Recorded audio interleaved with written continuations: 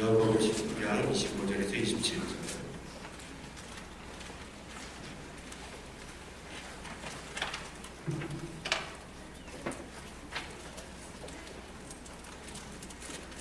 우리 찾으셨으면 같이 합독 읽도록 하겠습니다.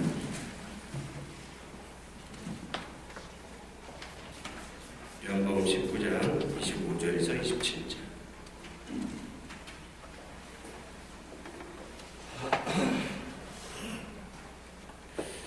우리 같이 합독하여 읽겠습니다.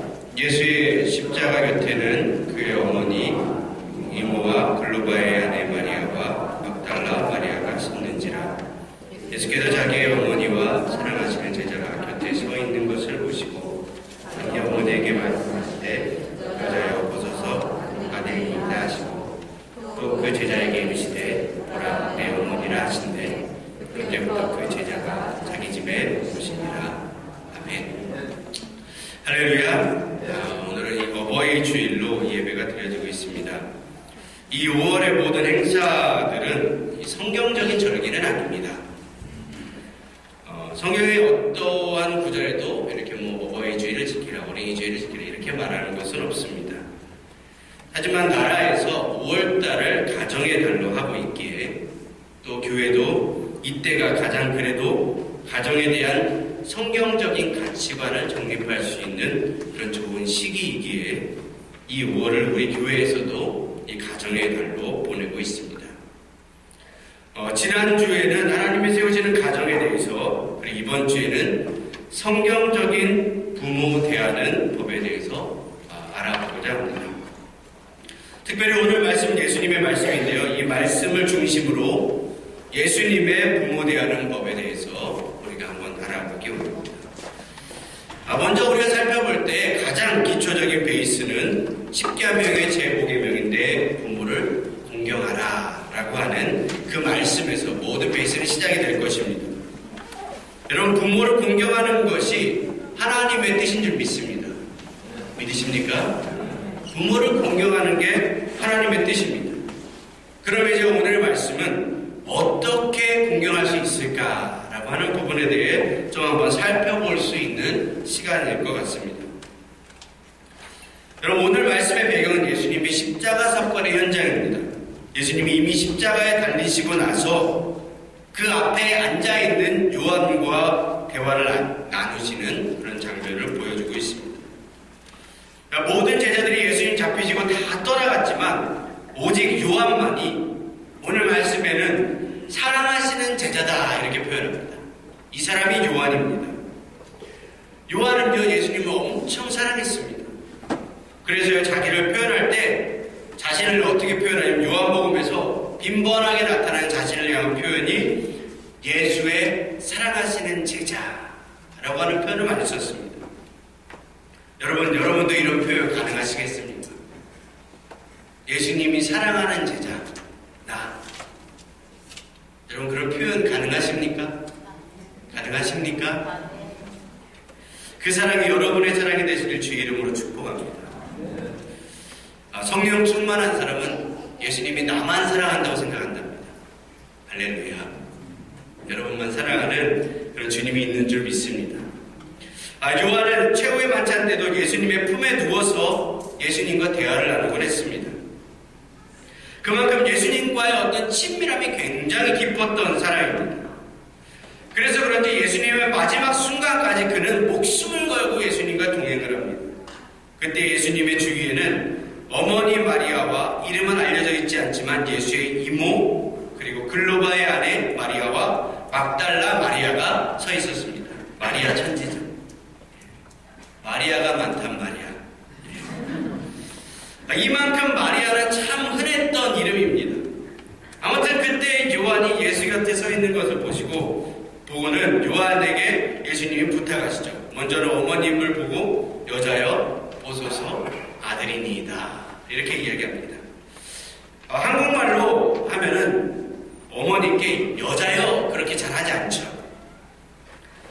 여러분 부모님한테 여자여 그렇게 한다고 생각해 보십시오. 여러분의 자녀들이 막 장성해서 이제 청년쯤 되니까 부모님한테 여자여 그러다 보면 이놈이 어디서 인상머리 없이 부모님한테 그런 얘기를 하냐고. 그런 얘기를 할지도 모르겠습니다. 어떤 해석에는 예수님 시대의 유대인들은 이렇게 어머니를 잘 불렀다, 이런 얘기를 합니다. 이게 존칭이다.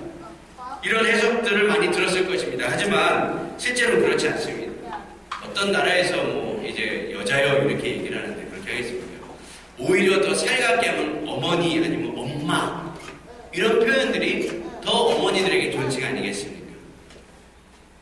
근데 어쨌든 이 예수님 시대에도 이 여자여라고 표현하실 때 이 성경에 보면 예수님이 여자여, 이 히브리어를 기네라고 하는 표현인데, 헬라어를 기네라고 하는 표현인데, 이 표현을 했던 몇 번의 사건들이 있는데, 그 사건이 몇 번이냐면, 첫 번째는 이제 사마리아 수거성 우물가에 앉은 여인에게 그 남편 5 있고 동거남 하나 있었던 그 여인에게 여자여, 그렇게 이야기합니다.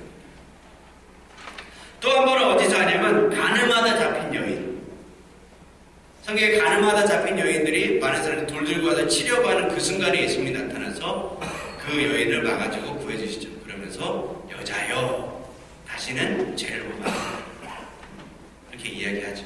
그때 여자여, 이 여인을 부를 때 말씀하십니다. 이런 용례들을 보면 그렇게 여자여라고 하는 말이 존칭은 아니라는 것을 볼 수 있습니다. 또 예수님이 이 마리아에게는, 어머니 마리아에게는 2번 여자여라고 하는 표현을 썼는데, 그때가 언제냐면 첫 번째는 가나 혼인잔치인데, 그때 여자여, 내 때가 아직 이르지 않았습니다. 그럴 때 여자여라고 마리아에게 이야기합니다. 그리고 오늘 말씀, 이때에 여자여라고 표현하는 것을 보게 되죠. 이 여자여라고 하는 표현은 상당히 거리감 있는 표현입니다. 그런데 왜 어머니에게 예수님은 오늘 이렇게 표현하고 계십니까? 이 말은 지금 말로 조금 풀어서 생각을 해본다면, 여자여, 보세요, 이제는 이 사람이 당신의 아들입니다, 이렇게 표현할 수 있을 것 같습니다. 왜냐하면 요한을 보고서, 요한을 쳐다보고 그 다음에 마리아를 보고 이야기해요. 만약 예수님이 손이 있었다면 요한을 가리키고 마리아를 향해서 보소서, 이제는 요한이, 이 사람이 당신의 아들입니다, 이렇게 이야기하겠지만, 예수님이 십자가상에서 움직일 수 있는 것은 머리와 눈 정도 움직일 수 있었습니다. 그렇기 때문에 예수님은 요한을 쳐다보시고 가리키시고, 그리고 마리아를 향해서 이렇게 말씀하시는 것이죠. 여자여, 이제 보소서, 이 아들은 이제 이렇게 됐습니다. 그리고 이제 옆에 앉아있는 나의 사랑하는, 가장 사랑하는 제자, 여기 이제 이 사람이 당신의 아들입니다, 이렇게 표현하고 계시는 것이죠. 그런 다음에 요한을 보며 말씀하십니다. 보라, 내 어머니다. 다시 말하면 마리아에게는 앞으로 요한이 돌볼 것입니다 라고 말하는 것이고, 요한에게는 이제 마리아를, 나의 육신의 어머니를 너의 어머니처럼 모셔라 라고 하는 말이 될 것입니다. 그럼 여러분, 왜 마지막 순간에 굳이 여러분 이런 일을 하셨을까 생각해 보셨습니까? 예수님의 거의 최후의 순간에 정말 중요한 십자가상에서 왜 이런 새로운 가족을 맺는 이런 일들을 행하셨을까요? 간단하게 생각하면 이제 자신은 어머니를 모실 수가 없으니까. 이제 어머니 마리아는 육신적으로 첫째 아들을 잃어버리게 될 테니까요. 예수님은 인간 예수로서 어머니 마리아를 돌보지 못하는 것에 대해 어떤 감정을 느끼셨는지는 성경에 나오지 않습니다만은 그런 책임감을 가지고 계셨다라고 생각을 할 수 있을 것 같습니다. 원래 예수님의 가족들은 예수님에 대해서 그렇게 호의적이지 않았습니다. 오히려 가족들이, 친지와 동생들이 예수님을 팔아넘기려고 작당하기도 했었죠. 왜 그랬을까요? 아버지 요셉도 없는데 가장 역할을 해야 할 큰형이 갑자기 주일한다고 나가서 가출하고 사람들을 몰고 다니고 하니까 가족들의 마음이 어려워져요. 아니, 자기 가족이나 잘 돌보지 나가서 뭐 하겠다고 무슨 부귀영화를 누리려고 그렇게 나가냐, 이런 마음이 가족들에게 있었던 것이죠. 하지만 예수님은 가족들이 자신을 어떻게 생각하시든지 간에 그 사역의 최전선에서 그 모든 사역을 다 마치시고 그 사역의 최후에 육신의 어머니를 걱정하기 시작합니다. 이 상황은요, 본인 걱정에도 모자를 파립니다. 극심한 고통과 아픔이 있는 그때 십자가에 달려서 진짜 이제 바로 죽기 일보 직전인 그때 육신의 어머니 마리아를 걱정합니다.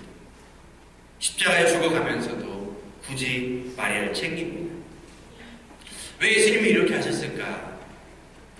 저는 예수님의 살아생전에 예수님이 하셨던 말들에 대해서 한번 생각해 봤습니다. 그때 특별히 부모를 대하는 법에 관하여도 찾아볼 수 있는 대표적인 말씀이 바로 고르반에 관한 내용입니다. 마가복음 7장에 나오는 이 고르반이라고 하는 말이 처음 나오는데, 이 고르반이라고 하는 말은 하나님께 드림이 되었다라고 하는 말입니다. 이 말은 쉽게 말하면 약정 헌금했습니다 이런 말입니다. 내가 하나님께 헌금하기로 예약했습니다 이런 뜻입니다. 원래는 좋은 겁니다. 하나님께 지금 드릴 수 없지만 내가 이것 언젠가 하나님께 드리겠습니다라고 하는 마음을 표현하는 것이 고르반이라는 것입니다. 그런데 유대인들이 이거를 악용하기 시작합니다. 선한 율법인데 이 율법을 악용하기 시작합니다. 어떻게 악용하냐면, 내가 부모님께 당연히 드려야 될 것들이 있습니다. 뭐 용돈을 드린다거나 여러 가지 드릴 것들이 있겠죠. 근데 부모님을 드려야 하는 것들이 있는데 이것을 자식이 이렇게 말하는 겁니다. 이스라엘은 기독교 국가니까, 유대교 국가니까, 하나님을 믿는 국가니까 뭐라고 표현을, 나는 이거를 부모님께 드려야 되지만 이거를 하나님께 드리기로 약속했습니다. 하나님께 드리기로 약정했습니다. 그러니까 부모님은 받을 수 없습니다. 이것은 하나님 거이기 때문입니다 라고 표현한다는 겁니다. 그러면서 부모를 공경하라는 그 계명을 회피하는 것이죠. 지금 시대로 말하면 부모님께 용돈 드릴 거를 이번에는 어머니 용돈 가지고 제가 헌금하겠습니다 이렇게 말하는 것과 똑같은 것이죠. 하나님은 이런 예물 좋아하실까요? 좋아하지 않으실까요? 여러분, 하나님은 무슨 돈이 없어서 그런 것을 받으시는 분은 아닙니다. 하나님은 예물을 받으실 때 여러분의 마음을 받습니다. 할렐루야. 여러분의 마음이 그 안에 얼마나 들어있는가, 그것을 받습니다.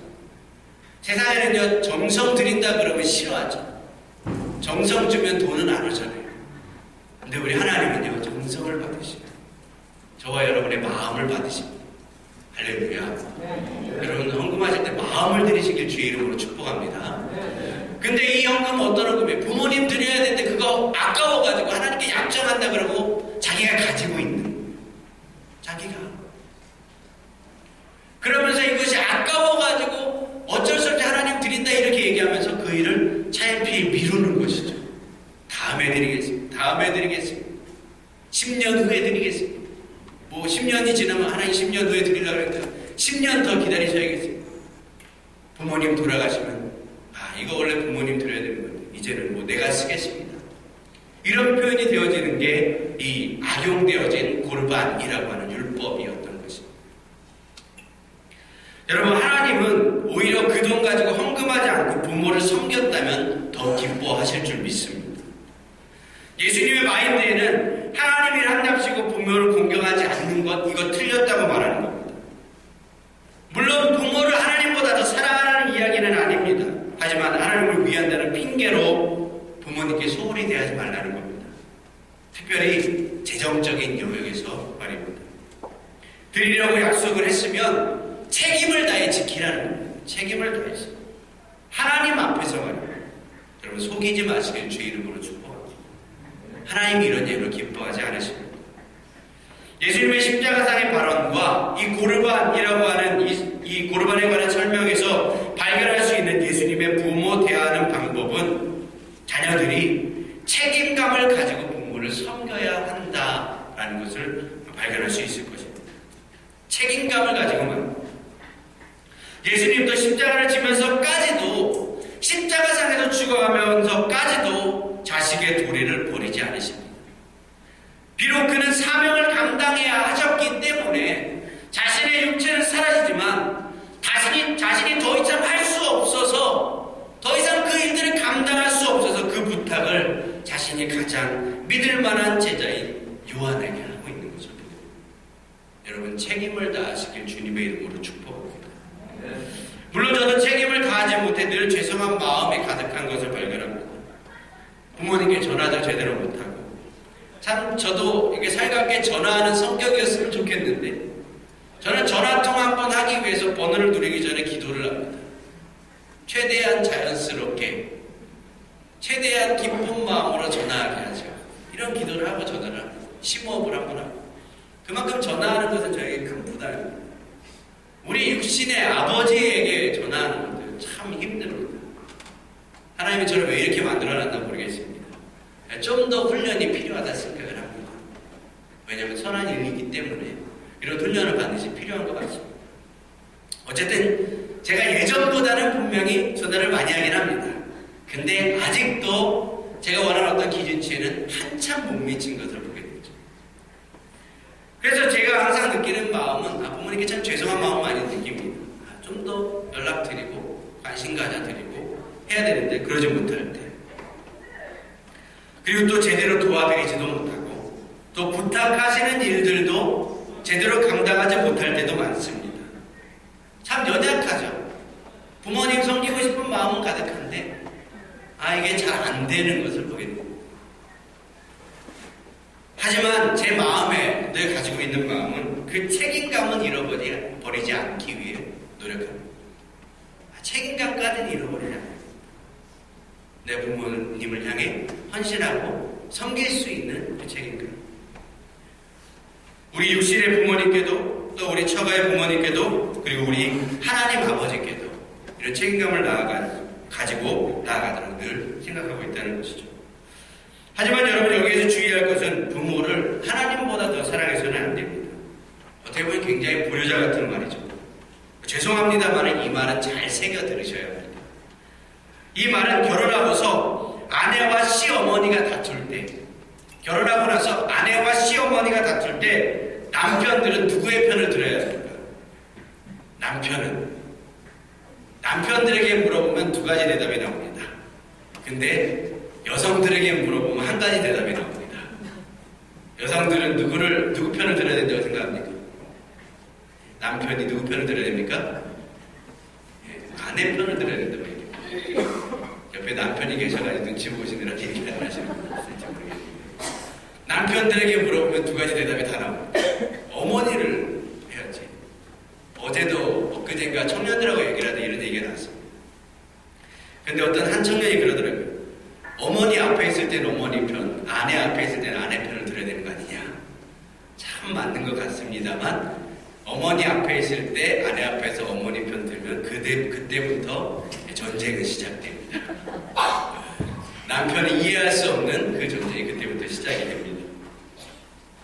근데 어쨌든 우리가 하나님께서도 짝지어주신 그 아내와 한 몸을 이루라고 이야기합니다. 그러니까 우리는 뭐 편들고 뭐 이런 거 없이요. 그냥 우리가 한 몸입니다. 아내와 나는. 그래서 우리가 그런 일이 있을 때는 시어머니들에게 굉장히 죄송합니다만은 시어머니 편을 드는 게 아니라 남편은 아내 편을 들어요. 저도 결혼 초기에 이거 몰라가지고 참 어머니 당신 이해해 이런 말 하다가 엄청 힘들었던 적이 있어요. 여러분 주의하시길 주의 이름으로 축복합니다. 특별히 우리 젊은 세대들, 앞으로 결혼할 청년들은 꼭 주의하셔서 이 상황에서 지혜롭게 넘어가시길 주님의 이름으로 축복합니다. 근데 어쨌든 이런 상황 가운데서도 우리가 이 어머니에 대해서 이렇게 처음에는 우리가 어머니와 인척관계가 있지만 결혼하고서는 그것이 분리되어져야 되는 부분이죠. 그러고 나서 우리가 어떻게 해야 되냐면 시어머니와 갈등이 있을 때 아내의 편을 들어줘야 하는 거죠. 우리가 주님과의 관계도 마찬가지입니다. 우리가 물론 세상에 있을 때는 어머니를 정말 사랑하고 존경해야 하지만 우리가 주님을 믿고 나서 우리의 가장 첫 번째 사랑은 누가 되어야 하냐면 하나님이 되어야 합니다. 할렐루야. 첫 번째 사랑은 하나님이 되어야 합니다.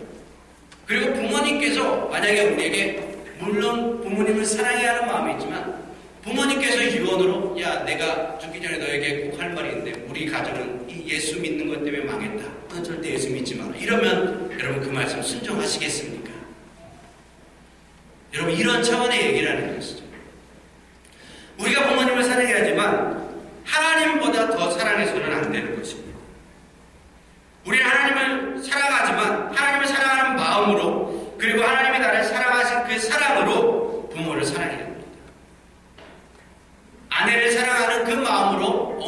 사랑해야 하는 것처럼, 아내를 통해서 어머니를 사랑해야 하는 것처럼, 이것이 결혼의 진리이듯이 우리 신앙생활의 진리는 하나님을 통해서 부모님을 사랑하시길 주님의 이름으로 축복합니다. 근데요, 여러분, 성경에 뭐라고 나오냐면 하나님께서 사랑에 대해서 이야기하실 때 뭐라고 하냐면 첫 번째는 하나님을 사랑해라. 그리고 두 번째는 그리고 이웃을 사랑해라. 그런데 이 첫 번째와 두 번째는 똑같은 것이다. 그렇게 말합니다. 왜 그렇게 말할 수 있냐면 우리가 하나님을 사랑하는 그 사랑과 이웃을 사랑하는 그 사랑이 똑같은 사랑이기 때문에. 할렐루야. 그리고 그 사랑은 우리 안에서 나오는 것이 아니라 하나님을 통해서 나오는 사랑이기 때문입니다. 그러니까 결과적으로 하나님을 사랑하는 사람은 부모님을 하나님처럼 사랑할 수밖에 없습니다. 할렐루야. 주의 이름으로 축복합니다. 여러분, 1번 하나님 사랑이 2번 이웃 사랑, 이 두 가지가 같은 것인데 사랑의 근원은 하나님이시기 때문에 내 사랑으로 하는 것이 아니라 하나님 사랑으로 하는 것이기 때문에 여러분, 이 사랑은 같은 것이죠. 우리의 이웃에는 우리의 가족, 우리의 자녀, 우리의 부모가 포함되어져 있는 줄 믿습니다. 말씀을 맺습니다. 여러분, 부모를 잘 섬겨야 하나님 아버지도 잘 섬길 수 있습니다. 왜냐하면 우리의 육신의 부모는 하나님 아버지의 그림자이기 때문입니다. 그 그림자는 하나님을 완전히 표현하기에는 부족합니다. 하지만 우리는 그림자를 통해서 본체를 볼 수가 있습니다. 하나님은 본체이십니다. 그림자이신 우리 육신의 아버지는 하나님을 보여주고 있습니다. 그래서요, 우리는 잘 섬겨야 합니다. 하나님을 사랑하듯이 부모님을 사랑해야 합니다. 우리는 하나님을 섬기듯이 부모를 섬겨야 합니다. 여기서 중요한 것은 우리는 아버지나 선생님 같은 권위자를 섬길 때 중요한 것은 그 권위자의 인격이나 사람 됨됨이 때문에 섬기는 것이 아니라 그의 권위 때문에 섬길 줄 알아야 합니다. 때문에. 왜냐하면 모든 권세는, 모든 권위는 다 하나님으로부터 말미암았기 때문이라고 성경은 말하고 있습니다. 하나님이 세우신 권위라고 하는 말이죠. 그래서 우리는 우리 권위자들을 섬길 때 하나님을 섬기는 것과 같게 되어집니다. 여러분, 부모님을 잘 섬기시면 하나님을 섬기는 것과 똑같습니다. 여러분, 부모님들에게 사랑과 격려와 축복을 드리길 주의 이름으로 축복합니다. 그것이 하나님이 이 땅에서 저와 여러분에게 바라시는 것이고 이 땅에 하나님을 섬겨가는 일이기 때문인 줄 믿습니다.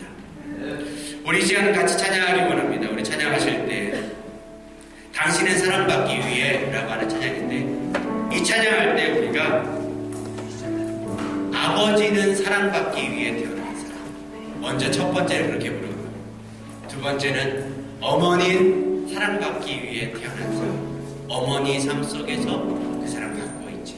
이렇게 두 번 한번 불러보도록 하겠습니다. 우리 같이 우리 부모님을 생각하면서 한번 축복하며 찬양합니다.